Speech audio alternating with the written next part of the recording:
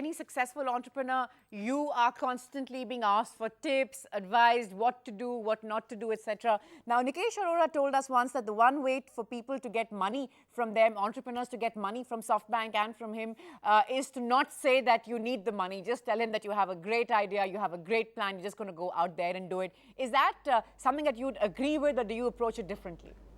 Not to be too perfectionist. Too much of a perfectionist. I think I like to look for flexibility because, like I already said, things always change.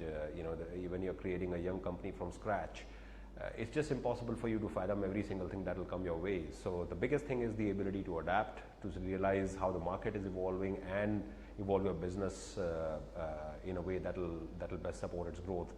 So to me, I think the ability to experiment, to change, tolerance for ambiguity, those are the things that make a good entrepreneur, because there's only so much you can plan in this thing.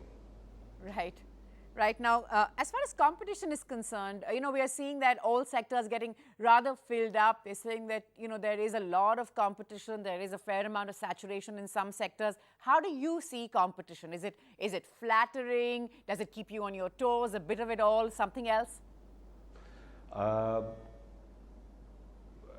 I would say competition, comes in two forms. One form is, good, strong competition, and that's good. That keeps you on your toes, and also pushes you that extra bit.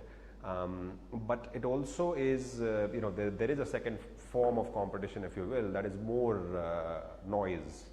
And so I think you need to make sure that you are focused on your own business more than competition. You are certainly learning from competition, but you're not getting distracted by every little thing that's happening in the market around you. Especially when, again, when your footprint is large, I think you need to be confident about your strategy and how it'll help you capture the market. The competition will, it's a great part of company growing up.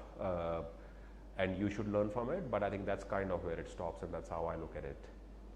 Right, and 2015 was all about banner headlines that screamed valuations, that screamed investments. X has now got money worth these many millions or billions, as the case may be.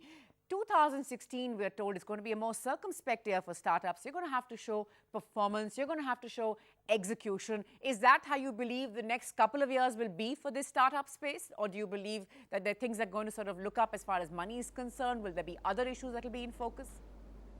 I think in some ways I would say, coverage of Indian startups in our media is a little bit similar to the coverage of the Indian cricket team. When they do well, they become the best things that walk the earth, and when they do not so well, suddenly, or if something goes against expectations, then they become the people that just shouldn't have been there in the first place. So I think, see, this is the way I look at it is simple. It's a fast growing industry. And mark my words, our industry is going to continue to grow. It will go through a period of what I call violent growth in the next 4 to 5 years, because we are just a completely different large market as compared to any other market in the world. So there is still more surprises to come. A lot of growth, but a lot of surprises as well. I think it's a growing industry which will grow through its ups and downs a little bit here and there. The macro trend is super clear. It will be a fast growing industry for many years to come, and one should, I think, just realize that and take various ups and downs with what is the word I'm looking for, a little bit of more peaceful attitude, because these things will be there. They're a part of an industry growing up. Right, you began from Dariba in Rajasthan, you moved to New York, now the founder of a unicorn. Is this going to be the first chapter of your autobiography? Is it going to begin from Dariba in Rajasthan? And what's the journey been like so far? I have not gotten to the point of thinking about my autobiography yet, but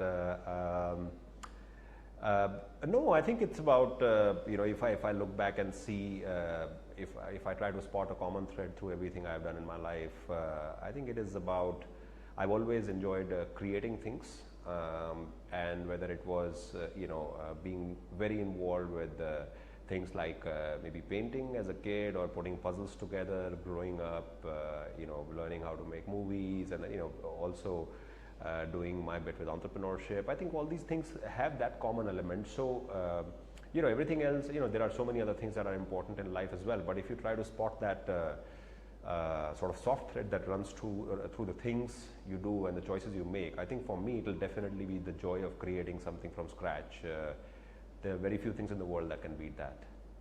Right, it's truly been a remarkable one, truly inspirational for the rest of us and all those watching, hoping to be in your shoes one day. Pranay Chulet, many, many congratulations, and thanks so much for taking our time to speak to us. Pleasure as always having you on the program. Likewise, thank you.